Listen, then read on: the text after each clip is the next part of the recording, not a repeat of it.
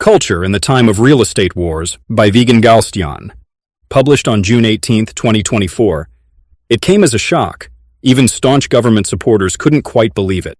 What do you mean they are reclaiming the Writers' Union building? That must be a mistake.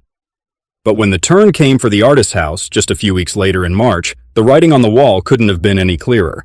The government had launched a takeover of two sacrosanct, seemingly untouchable institutional relics of the Soviet era, the creative unions. The nominal objective of this offensive was the disputed legal ownership of the union's valuable properties. Perched in the heart of Yerevan, on the picturesque Aznavour Square, the Artists' Union building forms a unified three-story ensemble with the neo-Renaissance edifice of the legendary Yerevan Hotel. Built by architect Raphael Israelian in 1956, it replaced a demolished 18th-century mosque used as an exhibition space in the 1920s by the first Pleiad of Soviet Armenian artists. Even more imposing in its grandeur and marble-clad interiors is the Writers' Union building. A textbook example of 1950s Armenian neoclassical architecture, the palatial complex sits at the beginning of Bagramian Avenue, a stone's throw away from the Opera House and the Cascade, and is part of the governmental institutional axis for which this street was initially built for. Both unions also have major resorts in Sakh-Kadzor and Sevan, which are also being claimed by the government.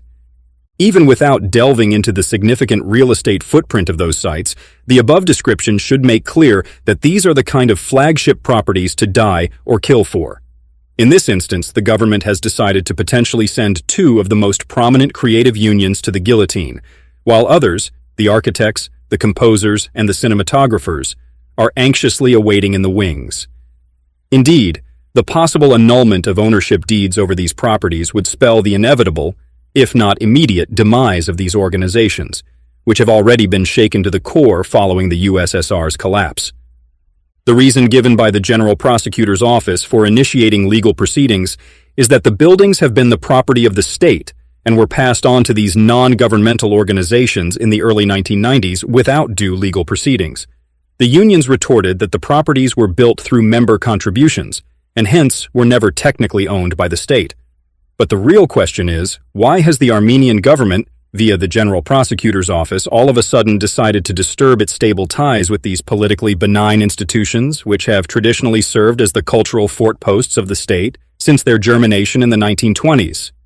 Though no longer receiving any significant state support since Armenia's independence in 1991, the unions continued to toe the official line with all subsequent authorities, who have been more than happy to let these artifacts of the ancien regime sustain a decorous existence by quietly selling off their substantial assets and idly exploiting the little that was left.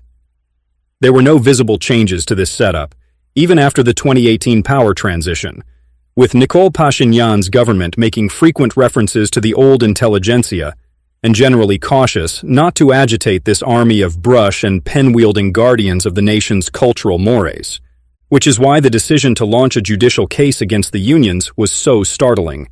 True, the prosecutor's office has recently been taking some steps towards the repossession of state properties that were usurped during the 1990 S-2010 in atrociously corrupt, shady deals, thus nominally attempting to fulfill Pashinyan's 2018 promise that the state would reclaim stolen assets.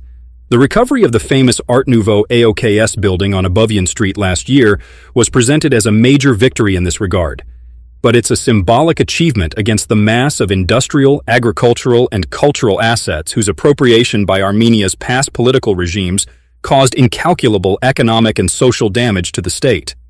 So why not target the greedy oligarchs, most of whom are still comfortably exploiting the fruits of their avarice? Why launch an attack on flailing, calcified, but still functioning cultural platforms which serve as bastions of conservative tradition? The government has been reticent about the underlying reasons for its judicial claims. During a recent emergency congress with members of the Artists' Union, the Science, Education, Culture, and Sport Minister Jana Andreasyan made broad justifications about clarifying the legal status of the union's properties and mutual discussions about their future use.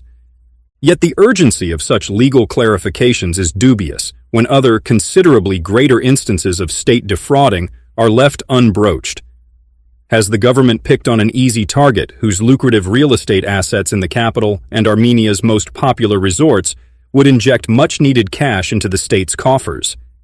Taking into account the aggressive optimization policies of Pashinyan's cabinet, which is pushing for the monetization of all state properties and institutions, especially cultural ones, that's a likely scenario. After all, none of these NGOs, or rather their assets, are generating any tangible, hard currency for the state, and the possibility of turning these properties into profitable business ventures, with or without the unions, is, one would imagine, too tempting. That is exactly how things turned out for the AOKS building.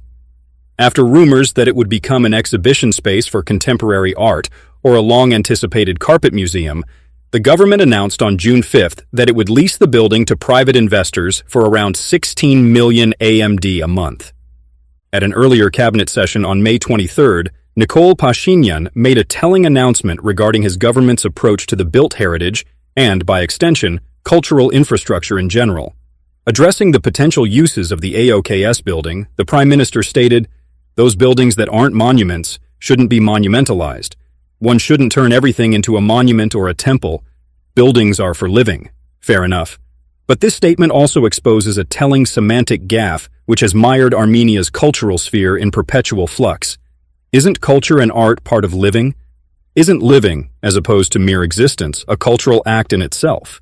The perception that living somehow stops at the threshold of culture and art by taking us into the realm of the sacred is one of the most widespread misnomers in Armenia, which had been cultivated and rooted in the public imagination during the Soviet era. In a way, national culture came to be a stand-in for banned religious practices as a site of collective faith and reverence, a notion that entrenched itself in public consciousness and continued to hinder the organic evolution of artistic practices in Armenia after the 1991 independence. Ironically, there are fundamental overlaps between the government's understanding of culture's social dimension and that of the artistic unions. Both see cultural production in opposition to more base economic, social, and political imperatives. For the government, this means an exalted, financially unproductive burden that it continuously attempts to throw off or optimize into another money-making enterprise, while the old art establishment upholds its privilege as an unimpeachable moral right. The consistent failure of either side to acknowledge culture as an integral part of and catalyst for everyday social forces has pitted the local cultural infrastructure against two destructively binary pathways: the dogged pursuit of the hallowed status, or a crude transformation into commodities and leisure activities for the consumer market. The government's predilection for the latter model, through its support for mass entertainment projects, Snoop Dogg concert, check, renovation of the dilapidated Hay Art contemporary art space, not a chance, and rampant push for the monetization of cultural sites and institutions, Artishat and Vigen archaeological parks, hiked-up museum tickets prices, etc., is in line with its dogged commitment to an outmoded neoliberal system of unchecked economic development. Instead of turning it into a means through which the excess of capital is spent, in classic Marxist terms, this framework measures the value of any cultural initiative largely against its ability to generate more capital. In that paradigm, things like artistic unions, free exhibitions, and the production of critical knowledge or aesthetic experience for their own sake are just a waste of space and resources. What the state's policymakers blindly refuse to face is the now widely acknowledged role of heritage and creative sectors as a direct force behind sustainable economic growth and urban development, as well as a crucial tool of soft power. Quick profits, direct gains, fiscal unburdening, and business-driven policies are prioritized over long-term planning, citizen-centric imperatives, and the cultural ambitions of the country. Even the proposed mega-projects, such as the redevelopment of the historic Khan district or the completion of the Cascade Architectural Ensemble, are largely business-oriented schemes merely simulating cultural enterprise. The creative sector has no ostensible function here other than being reduced to yet another service provider called in to break the deathly pall of soulless high-rises with open-air concerts of easy-listening music and classical ballet, blockbuster exhibitions of dead white male artists, insufferably kitsch street art, Pinterest-inspired derivative cafe interiors, and weekend markets of obnoxiously gauche handmade souvenirs. And the living artists, well, somebody has to fill up those empty square meters of new real estate wall space with some eye-pleasing decor and generate icons for all those apps, don't they? The writers can get in the game too. With the public's insatiable demand for content, there's always a TV series or a well-paid advertising job waiting in the wings. It seems like a well-oiled, practical mechanism structured around a mutually beneficial exchange of goods and services. Except it isn't, because it isn't possible to sustain quality living and any development based purely on mindless consumption, aggregation of wealth, and concerts of Euro-American pop singers who've long passed their use-by dates. At some point, even the most plebeian person will long for ideas and concepts that give their life meaning, a sense of belonging and belief. Is it any wonder that the latest wave of anti-government protests taking place in the capital over the past month has formed around a priest and his spurious yet attractive promise of the nation's spiritual rebirth? So do the artistic unions help to provide these spiritual or ideological alternatives to consumer-based culture or religious neo-nationalism? Not quite.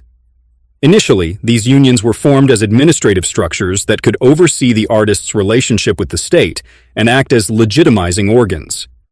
In other words, in order to have access to resources and some visibility, all creative practitioners had to strive for union memberships and adhere to the ideological dictums of the government.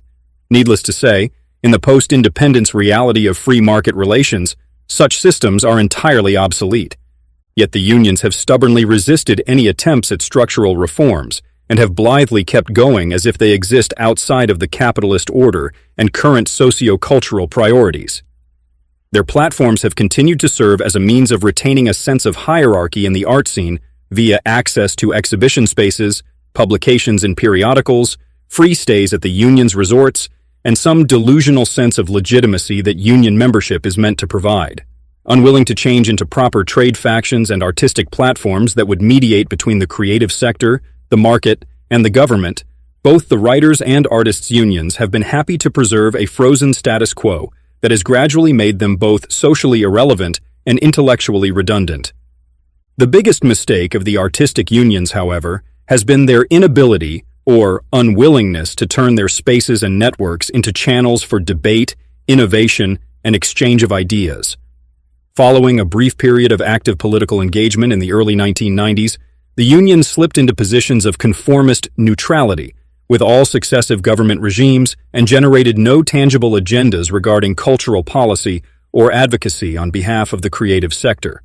Nor have there been any attempts to reposition the function of cultural producers under the capitalist order and help regulate the latter's engagement with market forces.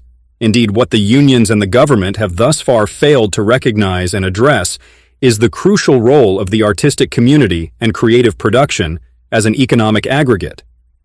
Even without the direct and industrialized involvement enabled by the Soviet regime, the artistic community is still a vital agent that shapes and moves social forces around, providing the ideas and images that allow us to define the parameters of our reality. On a purely economic level, Yerevan's urban pulse would stagnate and wither away into a 19th century peripheral provincialism without the multitude of cultural events and sites that imbue the city with dynamism and enrich its social fabric.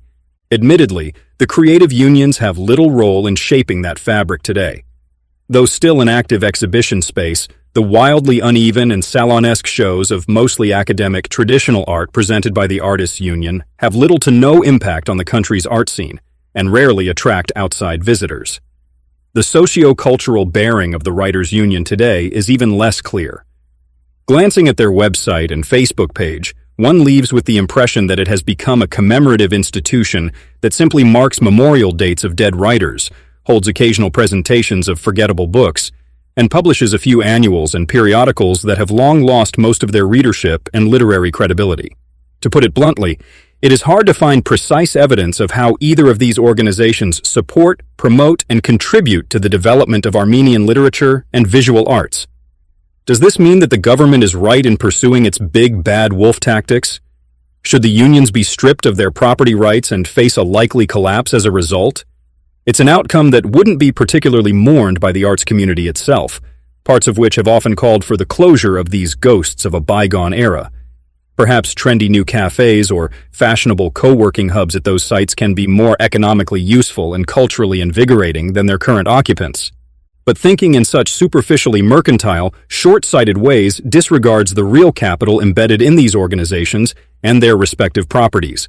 the capital of cultural legacy and institutional memory. Despite its purported 2,800-plus-year-old history, Yerevan is not a city rich with institutions and cultural hubs with substantial biographies, a vital factor for sustaining and improving the social matrix of any great metropolis. Regardless of their shortcomings, both the Artists and Writers Union provide a sense of continuum with the past, transforming their environment into a culturally specific place, rather than a blank real estate statistic. It would be hard to single out more than a few local public establishments that have had a pivotal participation in the evolution of Armenia's cultural modernity from the 1920s onwards. The Artists and Writers Unions are such rare beasts, which have witnessed so many of the country's tumultuous transformations and exist as living testaments of those historical trajectories. Even on a purely symbolic level, these organizations are a point of departure and sometimes a point of return for future developments within the cultural sector. To fatally destabilize them now, at yet another critical juncture of Armenia's history, would be tantamount to reckless barbarism that would further dilute the structurally unstable ties between the art world and the socio-economic sphere. In any modern nation, these legacy institutions act as unique arenas upon which the evolutionary processes are played out, measured against, and made evident to the public. It is this living memory of our collective exigencies that makes such cultural organs into precious platforms against which the national, local, and urban identities are constantly affirmed, negotiated, and reshaped. One can call it the Louvre Pyramid effect, a symbolic marker that indicates change, tells us where we are historically and culturally, and points toward a direction in the future.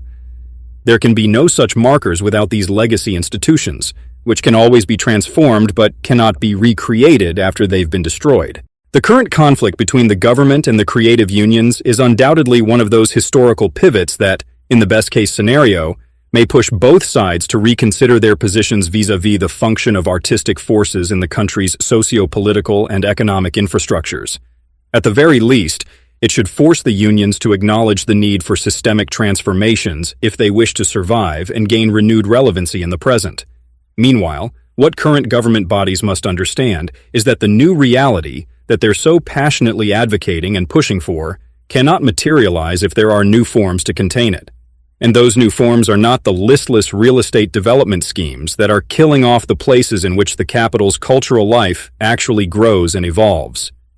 Just like in the 1920s, when the creative unions first came into being, or in any other project of cultural and social modernization, it is the artists and creative thinkers who engineer the forms of future reality. To rob them, and the public, of the few strongholds where this vital work may occur is to undermine whatever vague cultural ambitions Armenia can still claim to have.